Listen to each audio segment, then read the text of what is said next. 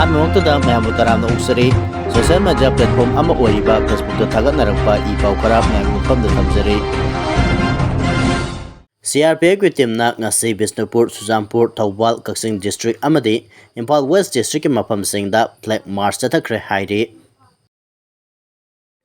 Naga Humanitarian Aid Committee Manipur NHACM-ꯅ Kukisingi ꯄꯣꯠꯆꯩ ꯄꯨꯔꯛꯄ ꯊꯤꯡꯅꯅꯕ ꯅꯝꯗꯤꯂꯣꯡ ꯀꯪꯂꯥ ꯇꯣꯝꯕꯤ ꯃꯥꯏꯀꯩꯔꯣꯝꯗ ꯑꯔꯥꯛꯄ ꯒꯥꯔꯤꯁꯤꯡ ꯆꯦꯛ ꯇꯧꯈ꯭ꯔꯦ ꯍꯥꯏꯔꯤ KZCꯒꯤ ꯋꯥꯐꯝ ꯅꯥꯒꯥ ꯃꯤꯌꯥꯝꯕꯨ ꯁꯤꯡꯅꯕꯅꯤ ꯍꯥꯏꯅ ꯑꯟꯁꯝꯅ ꯐꯣꯡꯗꯣꯔꯛꯂꯤ ꯅꯥꯒꯥ ꯇꯔꯨꯛ ꯐꯥꯔꯒ ꯍꯥꯠꯈꯤꯕꯒꯤ ꯃꯇꯥꯡꯗ Kukizo Council KZCꯅ ꯐꯣꯡꯗꯣꯔꯛꯂꯤꯕ ꯋꯥꯐꯝ ꯑꯗꯨ ꯅꯥꯒꯥ ꯃꯤꯌꯥꯝꯕꯨ ꯏꯀꯥꯏꯕ ꯄꯤꯕꯒ ꯂꯣꯏꯅꯅ ꯍꯛꯊꯦꯡꯅꯅ ꯁꯤꯡꯅꯕꯅꯤ ꯍꯥꯏꯅ All Naga Students Association ꯑꯟꯁꯝꯅ ꯐꯣꯡꯗꯣꯔꯛꯂꯤ ꯑꯟꯁꯝꯅ ꯊꯥꯗꯣꯔꯛꯄ ꯆꯦꯔꯣꯜ ꯑꯃꯅ ꯍꯥꯏ ꯊꯥꯏꯅꯗꯒꯤ ꯍꯧꯅ ꯃꯐꯝ ꯑꯃꯗꯒꯤ ꯑꯇꯣꯞꯄ ꯃꯐꯝ ꯑꯃꯗ ꯀꯣꯏꯆꯠ ꯆꯠꯇꯨꯅ ꯁꯩꯗꯥꯛꯐꯝ ꯂꯧꯗꯨꯅ ꯂꯥꯛꯈꯤꯕ KZCꯒꯤ ꯂꯨꯆꯤꯡꯕꯁꯤꯡꯅ ꯀꯠꯆꯥ ꯅꯥꯒꯥ ꯍꯥꯏꯕ ꯋꯥꯍꯩ ꯁꯤꯖꯤꯟꯅꯔꯛꯈꯤꯕꯅꯤ ꯐꯨꯔꯨꯞ ꯑꯁꯤꯗ ꯍꯛꯊꯦꯡꯅꯅ ꯁꯤꯡꯅꯕꯅꯤ ꯃꯔꯥꯜ ꯂꯩꯖꯗꯕ ꯅꯥꯒꯥ ꯃꯤꯆꯝ ꯇꯔꯨꯛ ꯐꯥꯔꯒ ꯇꯝꯊꯤꯅ ꯍꯥꯠꯈꯤꯕꯒꯤ ꯊꯧꯗꯣꯛꯇ ꯆꯦꯟꯅꯕ ꯃꯤꯑꯣꯏꯁꯤꯡ ꯃꯁꯛ ꯈꯪꯗꯣꯛꯂꯒ ꯃꯇꯤꯛ ꯆꯥꯕ ꯆꯩꯔꯥꯛ ꯐꯪꯍꯟꯗ꯭ꯔꯤꯕ ꯐꯥꯎꯕ ꯁꯣꯏꯈ꯭ꯔꯦ ꯂꯥꯟꯈ꯭ꯔꯦ ꯍꯥꯏꯕꯅ ꯋꯥꯊꯣꯛ ꯑꯁꯤ ꯂꯣꯏꯁꯤꯟꯕ ꯌꯥꯔꯣꯏ ꯃꯇꯝ ꯀꯌꯥꯒꯤ ꯃꯃꯥꯡꯗꯒꯤ ꯅꯥꯒꯥꯁꯤꯡꯅ ꯈꯨꯟꯗꯥꯔꯛꯈꯤꯕ ꯂꯩꯂꯣꯟ ꯋꯥꯏꯐꯩ ꯚꯤꯂꯦꯖꯇ ꯆꯠꯊꯈꯤꯕ ꯊꯧꯑꯣꯡ ꯑꯗꯨ ꯅꯥꯒꯥ ꯃꯤꯆꯝ ꯇꯔꯨꯛ ꯈꯛꯇꯗ ꯆꯠꯊꯕ ꯊꯧꯑꯣꯡ ꯅꯠꯇꯦ ꯐꯨꯔꯨꯞ ꯑꯁꯤꯒꯤ ꯃꯤꯑꯣꯏ ꯄꯨꯝꯅꯃꯛꯇ ꯁꯤꯡꯅꯕꯅꯤ ꯍꯥꯏꯅ ꯂꯧꯐꯝ ꯊꯣꯛꯏ Kuki ꯑꯃꯁꯨꯡ ꯖꯣꯃꯤꯒꯤ ꯇꯣꯉꯥꯟ-ꯇꯣꯉꯥꯟꯕ ꯐꯨꯔꯨꯞꯁꯤꯡꯅ ꯄꯨꯟꯁꯤꯜꯂꯒ ꯁꯦꯝꯕ Kukizo Councilꯅ ꯆꯠꯊꯈꯤꯕ ꯊꯧꯑꯣꯡ ꯑꯗꯨ ꯏꯟꯇꯔꯅꯦꯁꯅꯦꯜ ꯍ꯭ꯌꯨꯃꯦꯟ ꯔꯥꯏꯠꯁꯀꯤ ꯀꯥꯡꯂꯣꯟ ꯋꯥꯡꯃꯗꯅꯤ ꯃꯤꯆꯝ ꯇꯔꯨꯛ ꯍꯥꯠꯂꯒ ꯁꯣꯏꯈ꯭ꯔꯦ ꯂꯥꯟꯈ꯭ꯔꯦ ꯍꯥꯏꯅ ꯐꯣꯡꯗꯣꯔꯛꯂꯤꯕ ꯑꯁꯤ ꯑꯋꯥꯕ ꯇꯥꯔꯕ ꯅꯥꯒꯥ ꯐꯨꯔꯨꯞꯄꯨ ꯑꯃꯨꯛꯀ ꯍꯦꯟꯅ ꯈꯣꯏꯁꯥꯎꯅꯕ ꯄꯣꯛꯍꯟꯅꯕ ꯑꯇꯝꯅꯅ ꯂꯧꯈꯠꯂꯛꯄ ꯈꯣꯡꯊꯥꯡꯅꯤ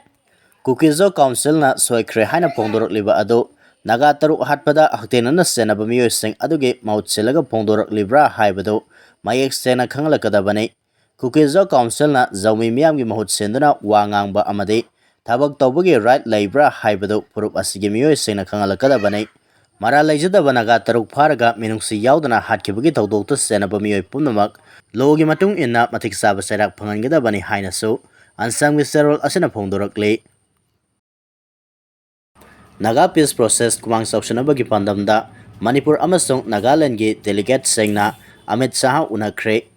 ꯃꯅꯤꯄꯨꯔꯗ ꯍꯧꯖꯤꯛ ꯊꯣꯛꯂꯤꯕ ꯏꯔꯥꯡ ꯑꯁꯤꯒꯤ ꯋꯥꯔꯣꯏꯁꯤꯟ ꯄꯨꯔꯛꯅꯕ ꯑꯃꯗꯤ ꯍꯧꯖꯤꯛ ꯒꯕꯔꯟꯃꯦꯟꯠ ꯑꯣꯐ ꯏꯟꯗꯤꯌꯥ ꯑꯃꯁꯨꯡ NHNIMꯒ ꯆꯠꯊꯔꯤꯕ ꯁꯥꯟꯇꯤꯒꯤ ꯋꯥꯔꯤ ꯑꯁꯤꯒꯤ ꯋꯥꯔꯣꯏꯁꯤꯟ ꯄꯨꯔꯛꯅꯕꯒꯤꯗꯃꯛ ꯅꯥꯒꯥꯂꯦꯟꯗꯒꯤ ꯆꯤꯐ ꯃꯤꯅꯤꯁꯇꯔ ꯅꯩꯐ꯭ꯌꯨ ꯔꯤꯑꯣ ꯑꯃꯁꯨꯡ ꯃꯅꯤꯄꯨꯔꯒꯤ ꯅꯥꯒꯥ ꯂꯨꯆꯤꯡꯕꯁꯤꯡꯒꯤ ꯗꯦꯂꯤꯒꯦꯠꯁꯤꯡꯅ union home minister Amit Shah ꯎꯅꯗꯨꯅ ꯋꯥꯔꯤ ꯁꯥꯟꯅꯈ꯭ꯔꯦ ꯍꯥꯏꯔꯤ ꯊꯥꯖꯕ ꯌꯥꯕ ꯄꯥꯎ ꯑꯃꯒꯤ ꯃꯇꯨꯡ ꯏꯟꯅ ꯆꯤꯐ ꯃꯤꯅꯤꯁꯇꯔ ꯅꯩꯐ꯭ꯌꯨ ꯔꯤꯑꯣꯅ ꯂꯨꯆꯤꯡꯕ ꯁ꯭ꯇꯦꯠ ꯑꯅꯤꯒꯤ ꯅꯥꯒꯥꯁꯤꯡꯒꯤ ꯗꯦꯂꯤꯒꯦꯠꯁꯤꯡꯒ ꯑꯃꯤꯠ ꯁꯥꯍꯒ ꯎꯅꯗꯨꯅ ꯋꯥꯔꯤ ꯁꯥꯟꯅꯈꯤꯕ ꯑꯗꯨ ꯌꯥꯝꯅ ꯄꯣꯖꯤꯇꯤꯕ ꯑꯃꯁꯨꯡ ꯃꯄꯨꯡ ꯐꯥꯕ ꯃꯤꯐꯝ ꯑꯃ ꯑꯣꯏꯈꯤ ꯍꯥꯏꯔꯤ ꯃꯤꯇꯤꯡ ꯑꯗꯨꯗ ꯃꯔꯨ ꯑꯣꯏꯅ ꯃꯇꯝ ꯀꯨꯏꯅꯗꯒꯤ ꯆꯠꯊꯔꯛꯂꯤꯕ ꯅꯥꯒꯥ ꯄꯣꯂꯤꯇꯤꯀꯦꯜ ꯏꯁꯨ ꯌꯥꯎꯅ ꯃꯅꯤꯄꯨꯔꯗ ꯍꯧꯖꯤꯛ ꯑꯣꯏꯔꯤꯕ ꯇꯪꯗꯨ ꯂꯩꯇꯥꯗꯕ ꯑꯃꯗꯤ ꯀꯥꯡꯂꯨꯞꯀꯤ ꯏꯔꯥꯡ ꯊꯣꯛꯂꯤꯕ ꯑꯁꯤꯒꯤ ꯆꯞ ꯆꯥꯕ ꯋꯥꯔꯣꯏꯁꯤꯟ ꯑꯃ ꯄꯨꯔꯛꯅꯕ ꯀꯨꯞꯅ ꯈꯟꯅꯈꯤ ꯍꯥꯏꯔꯤ ꯌꯨꯅꯤꯌꯟ ꯍꯣꯝ ꯃꯤꯅꯤꯁꯇꯔ ꯑꯃꯤꯠ ꯁꯥꯍꯒ ꯎꯅꯈꯤꯕ ꯑꯗꯨꯗ ꯅꯥꯒꯥꯂꯦꯟꯗꯒꯤ ꯆꯤꯐ ꯃꯤꯅꯤꯁꯇꯔ ꯌꯥꯎꯅ ꯅꯥꯒꯥꯂꯦꯟꯗꯒꯤ ꯗꯦꯄꯨꯇꯤ ꯆꯤꯐ ꯃꯤꯅꯤꯁꯇꯔ TR ꯖꯦꯂꯤꯌꯥꯟ ꯑꯃꯁꯨꯡ Y ꯄꯦꯇꯣꯟ ꯃꯅꯤꯄꯨꯔꯒꯤ ꯗꯦꯄꯨꯇꯤ ꯆꯤꯐ ꯃꯤꯅꯤꯁꯇꯔ ꯂꯣꯁꯤ ꯗꯤꯈꯣ ꯑꯃꯁꯨꯡ ꯅꯥꯒꯥ ꯄꯤꯄꯜꯁ ꯐ꯭ꯔꯟꯠꯀꯤ ꯁꯦꯅꯤꯌꯔ ꯂꯤꯗꯔ ꯑꯃꯁꯨꯡ ꯃꯅꯤꯄꯨꯔꯒꯤ ꯇꯥꯃꯩ SCꯒꯤ MLA ꯑꯋꯥꯡꯕꯧ ꯅꯤꯎꯃꯥꯏꯁꯨ ꯁꯔꯨꯛ ꯌꯥꯈꯤ ꯍꯥꯏꯔꯤ ꯃꯤꯐꯝ ꯑꯗꯨꯗ ꯅꯥꯒꯥ ꯄꯤꯁ ꯄ꯭ꯔꯣꯁꯦꯁ ꯑꯃꯁꯨꯡ ꯅꯥꯒꯥ ꯇꯥꯕ ꯁ꯭ꯇꯦꯠꯁꯤꯡꯒꯤ ꯕꯥꯎꯟꯗꯔꯤꯁꯤꯡꯗ ꯅꯥꯒꯥ ꯈꯨꯟꯖꯥꯁꯤꯡꯅ ꯊꯦꯡꯅꯔꯤꯕ ꯈꯨꯗꯣꯡꯆꯥꯗꯕꯁꯤꯡ ꯑꯃꯗꯤ ꯁꯦꯀ꯭ꯌꯨꯔꯤꯇꯤꯒꯤ ꯃꯇꯥꯡꯗꯁꯨ ꯈꯟꯅꯈꯤ ꯑꯃꯤꯠ ꯁꯥꯍꯒ ꯎꯅꯈꯤꯕ ꯑꯗꯨ national socialist council of Nagaland ISAC ꯃꯨꯏꯕ NHNIM ꯑꯃꯁꯨꯡ ꯒꯕꯔꯟꯃꯦꯟꯠ ꯑꯣꯐ ꯏꯟꯗꯤꯌꯥꯒꯤ ꯐꯥꯏꯅꯦꯜ ꯁꯦꯇꯜꯃꯦꯟꯠ ꯄꯨꯔꯛꯅꯕꯒꯤꯗꯃꯛ 2015ꯗ ꯁꯥꯏꯟ ꯇꯧꯅꯈꯤꯕ ꯐ꯭ꯔꯦꯝꯋꯥꯔꯛ ꯑꯦꯒ꯭ꯔꯤꯃꯦꯟꯠꯀꯤ ꯃꯇꯨꯡ ꯇꯥꯔꯛꯄ ꯑꯣꯏꯅ ꯅꯥꯒꯥꯁꯤꯡꯅ ꯄꯥꯝꯂꯤꯕ ꯗꯥꯕꯤꯁꯤꯡꯒꯤ ꯃꯇꯥꯡꯗ ꯈꯟꯅꯈꯤ ꯍꯥꯏꯔꯤ ꯑꯃꯔꯣꯝꯗ ꯃꯅꯤꯄꯨꯔꯒꯤ ꯑꯣꯏꯅ ꯌꯥꯝꯅ ꯂꯨꯔꯤꯕ ꯅꯥꯒꯥꯁꯤꯡꯅ ꯊꯝꯂꯛꯂꯤꯕ ꯗꯥꯕꯤꯁꯤꯡ ꯑꯗꯨꯒꯤ ꯃꯅꯨꯡꯗ Kuki ꯃꯤꯂꯤꯇꯦꯟꯠ ꯒ꯭ꯔꯨꯞꯁꯤꯡꯅ ꯒꯕꯔꯟꯃꯦꯟꯠꯀꯁꯨ ꯑꯦꯒ꯭ꯔꯤꯃꯦꯟꯠ ꯁꯥꯏꯟ ꯇꯧꯅꯔꯤꯕ ꯑꯁꯤ ꯔꯤꯚꯣꯛ ꯇꯧꯅꯕ ꯃꯅꯤꯄꯨꯔꯒꯤ ꯅꯥꯒꯥ ꯁꯤꯚꯤꯜ ꯁꯣꯁꯥꯏꯇꯤ ꯑꯣꯔꯒꯅꯥꯏꯖꯦꯁꯟꯁꯤꯡꯅ ꯇꯛꯁꯤꯜꯂꯛꯂꯤꯕ ꯑꯁꯤꯒꯤ ꯃꯇꯥꯡꯗꯁꯨ ꯄꯨꯈꯠꯇꯨꯅ ꯈꯟꯅꯈꯤ ꯍꯥꯏꯔꯤ Kukiꯁꯤꯡꯅ ꯁꯨꯒꯤ ꯈꯨꯗꯣꯡꯆꯥꯕ ꯂꯧꯔꯒ ꯅꯥꯒꯥꯒꯤ ꯈꯨꯟꯖꯥ ꯍꯥꯠꯄ ꯐꯥꯕ ꯄꯨꯟꯕ ꯇꯧꯔꯤꯕ ꯑꯁꯤꯒꯤ ꯃꯇꯥꯡꯗꯁꯨ ꯍꯣꯝ ꯃꯤꯅꯤꯁꯇꯔ ꯑꯃꯤꯠ ꯁꯥꯍꯗ ꯄꯥꯎꯗꯝꯈꯤ ꯍꯥꯏꯅ ꯔꯤꯄꯣꯔꯠ ꯑꯁꯤꯅ ꯐꯣꯡꯗꯣꯔꯛꯂꯤ Kukisinga Naga ꯃꯤꯆꯝ ꯇꯔꯨꯛ ꯐꯥꯖꯤꯟꯈꯤꯕ ꯑꯃꯗꯤ ꯍꯣꯁꯇꯦꯖ ꯑꯣꯏꯅ ꯊꯝꯈꯤꯕꯒꯤ ꯊꯧꯗꯣꯛ ꯑꯗꯨꯒ ꯃꯔꯤ ꯂꯩꯅꯅ ꯃꯄꯨꯡ ꯐꯥꯕ ꯔꯤꯄꯣꯔꯠ ꯑꯃ ꯅꯨꯃꯤꯠ 32ꯒꯤ ꯃꯅꯨꯡꯗ ꯃꯅꯤꯄꯨꯔꯒꯤ ꯆꯤꯐ ꯁꯦꯀ꯭ꯔꯦꯇꯔꯤ ꯑꯃꯗꯤ ꯗꯥꯏꯔꯦꯛꯇꯔ ꯖꯦꯅꯔꯦꯜ ꯑꯣꯐ ꯄꯨꯂꯤꯁꯅ ꯄꯤꯈꯠꯂꯛꯀꯗꯕꯅꯤ ꯍꯥꯏꯅ ꯅꯦꯁꯅꯦꯜ ꯀꯃꯤꯁꯟ ꯐꯣꯔ ꯁꯦꯗ꯭ꯌꯨꯜ ꯇ꯭ꯔꯥꯏꯕ NCSTꯅ ꯈꯪꯍꯜꯂꯛꯈ꯭ꯔꯦ ꯍꯧꯈꯤꯕ 12ꯗ ꯃꯌꯥꯡ ꯏꯝꯐꯥꯜ ꯊꯅꯥ ꯋꯥꯡꯈꯩ ꯂꯩꯀꯥꯏꯗꯒꯤ ꯑꯁꯦꯝ ꯔꯣꯁꯟ ꯁꯤꯡꯍꯅ NCST da wakatkraba matungda Commission Wapham ase phongdorokpani thodok adugi matangda investigation amadi inquiry chathari haibu Wapham pungning thawatningai ni adubo Indian Constitution ge Article 338A ge makada thodok adugi mapung phaba report amadi action taken report numit kunthani ge manungda pikhalakadabani karigumba matam ase phawbugi manungda report piraktaba tarabadi Constitution ge Article 338A ge matung inna Civil Court ki kutangda samon tharagani hainasu Commission ki maikeidagi mari lenaba singda khangalakre hairi State asida President rule lengak loiduna February marida anauba lengak laikhraba matung hauzik phawbada kamlok ki irang da laikhidraba migi masing ase nifurom sure maite amasung Kuki ani ge marakta leramba irang adu khara heknem tharaga hauzik Kuki amasung Nagasingna marakta nauna irang tholaktuna community ani asigi miyoi sing maning tamna chathok chasin tawba yadre haina national media gi report amana hairi report asina makatana hairi badi Kuki community gi maraktage kangpopi SC gi MLA namsa kibzen deputy chief minister oina anobulanga asida wasak laukhrabasu kanglup ki irang asina imphal yorok pangamdri Kuki dominated area ama oriba kangpopi district ta haukiba me tara humdoida thadau search leader ahum hatkiba thodo aduga mari lainana economic blockade sathagiba matam adudagi hauna hauzik phawba kangpopida hidak langthak yauna sana thaknaba amasung nomagi tangai fadaba polam sing phangdri seng petrol amasung gas phangdabagi asowa awaba ama oiri nemsa kilzen deputy chief minister oina virtual gi khutangda wasak laukiba thamari surba phawbada imphal da lakpangamdri north east ki state ama oriba manipur ase Kukizo Naga amasung maitei sena mapung oina khundaraga lairibani